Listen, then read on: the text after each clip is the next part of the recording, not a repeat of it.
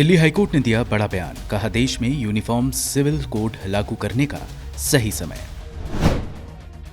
उत्तर प्रदेश में पहली बार मिले कोविड-19 के कप्पा वेरिएंट के 2 केस, 1 मरीज की मौत। लोकसभा स्पीकर के फैसले के खिलाफ चिराग पासवान की याचिका खारिज, दिल्ली एचसी ने कहा इसमें कोई नया आधार नहीं। अभी नहीं गई कोरोना की दूसरी लहर, स्वास्थ्य मंत्रालय ने कहा ब्रिटेन, रूस और बांग्लादेश में बढ़े कोविड-19 केस ने बढ़ाई चिंता। अफगानिस्तान में बिगड़े हालात पर विदेश मंत्री एस जयशंकर ने मॉस्को में जताई चिंता, बोले क्षेत्रीय सुरक्षा के लिए सीधा खतरा। कृषि मंत्री के बयान के बाद बोले राकेश टिकैत, सरकार से बिना शर्त बातचीत को तैयार, मांगे पूरी न होने तक आंदोलन रहेगा जारी। यूपी ब्लॉक प्रमुख चुनाव में हिंसा, अखिलेश यादव का आरोप, सीएम योगी के इशारे पर हो रही गुंडागर्दी। रेल मंत्रालय का पहिया हुआ तेज, अब रेल भवन में सुबह 7 बजे से रात 12 बजे तक होगा काम। और जो बाइडेन बोले अफगानिस्तान में अनिश्चितकाल तक लड़ना यूएस के हित में नहीं, 31 अगस्त को खत्म होगा सैन्य अभियान।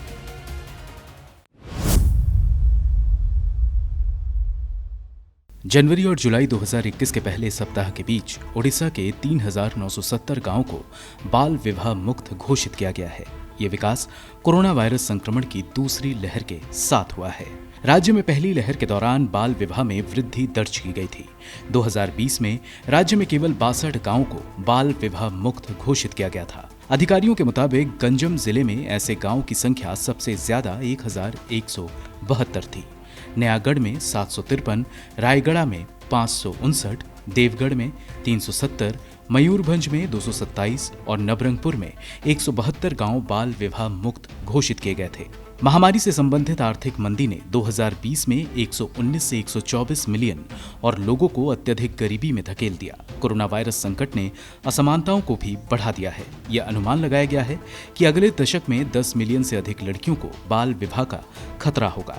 अधिकारियों और सामाजिक कार्यकर्ताओं ने दावा किया कि कोविड-19 की पहली लहर और उसके बाद मार्च 2020 में तालाबंदी के बाद बाल विवाह में स्पाइक के जवाब में राज्य सरकार द्वारा किए गए उपायों ने इस उपलब्धि को हासिल करने में मदद की।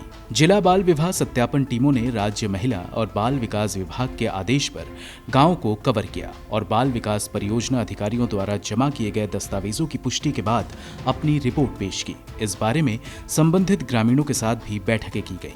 सत्यापन टीमों में जिला समाज कल्याण अधिकारी, जिला बाल संरक्षण अधिकारी और स्वयंसेवी संगठनों के सदस्य शामिल थे।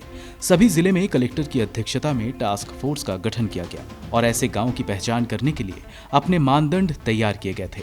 यूनिसेफ 2017 की एक रिपोर्ट के मुताबिक भारत में दुनिया में सबसे ज्यादा 15 लाख से अधिक बाल वधू हैं। कई रिपोर्ट में ये सुझाव दिया गया कि सिर्फ 4 राज्यों, जिनमें बिहार, उत्तर प्रदेश, राजस्थान और पश्चिम बंगाल शामिल है, कि ऐसी लगभग आधी शादियों में योगदान है। हालांकि ओडिशा इस मामले में टॉप 4 राज्यों से काफी पीछे है, लेकिन आंकड़ों से पता चलता है कि इसके 30 में से 8 जिलों में बाल विवाह का प्रतिशत लगभग शीर्ष राज्यों से मेल खाते हैं। ब्यूरो रिपोर्ट, गो न्यूज।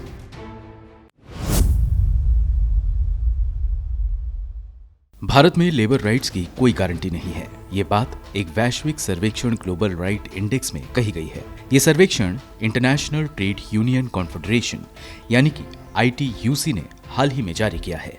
इस रिपोर्ट में भारत के बारे में कृषि कानून को लेकर महीनों से चल रहे प्रदर्शनों पर सरकार के रवैये की आलोचना की गई है। रिपोर्ट में कहा गया है कि मोदी सरकार ने 22 और 23 सितंबर 2020 को 3 प्रमुख श्रम कानूनों को अलोकतांत्रिक तरीकों से पारित किया। कानूनों में औद्योगिक संबंधों पर संहिता, सामाजिक सुरक्षा पर संहिता और व्यावसायिक सुरक्षा, स्वास्थ्य और कार्य स्थितियों पर संहिता शामिल थी। रिपोर्ट में आलोचना की गई है कि विपक्षी दलों के बहिष्कार के बावजूद तीनों कानून को संसद से पारित कर दिया गया। रिपोर्ट में भारत का स्कोर 5 है और ये उन देशों में शामिल है जहां लेबर राइट्स की कोई गारंटी नहीं है। इनके अलावा लेबर राइट्स के मामले में ये लगातार 5वां साल है जब बांग्लादेश को सबसे खराब देशों की लिस्ट में जगह मिली है। सर्वेक्षण के मुताबिक साल 2017 के बाद से लगातार 5वें साल बांग्लादेश 10 सबसे खराब देशों की लिस्ट में शामिल हुआ है। ग्लोबल राइट्स इंडेक्स 2021 ने यहाँ की सबसे खराब स्थिति के लिए प्रतिगामी कानूनों, संघ के गठन में बाधाएं, हड़तालों और बर्खास्तगी के क्रूर दमन का हवाला दिया। बांग्लादेश में 2010 और 2021 के बीच जांचे गए 1100 से ज्यादा संघ पंजीकरण आवेदनों में से लगभग 46% को श्रम विभाग ने खारिज कर दिया। 9 अन्य सबसे खराब देशों में बेलारूस, ब्राजील, कोलंबिया, मिस्र, होंडुरास, म्यांमार, फिलीपींस, तुर्की और जिम्बाब्वे शामिल है। रिपोर्ट में कहा गया है कि बांग्लादेश में श्रमिकों को बड़े पैमाने पर बर्खास्तगी, गिरफ्तारी, हिंसा और शांतिपूर्ण विरोध के खिलाफ राज्य दमन का सामना करना पड़ा। गारमेंटल सेक्टर में कर्मियों को अक्सर पुलिस द्वारा अत्यधिक क्रूरता के साथ हमलों का सामना करना पड़ा। पुलिसकर्मी डंडे, गोलियां, आंसू गैस और साउंड ग्रेनेड का इस्तेमाल करते हैं। रिपोर्ट के 8वें संस्करण में 97 अंतर्राष्ट्रीय स्तर पर मान्यता प्राप्त संकेतकों के मुकाबले 1 से 5 श्रेणियों में 149 देशों को स्थान दिया गया है, ताकि ये आकलन किया जा सके कि कानून और व्यवहार में श्रमिकों के अधिकारों की सबसे अच्छी तरह रक्षा कहां, किस देश में हो रही है।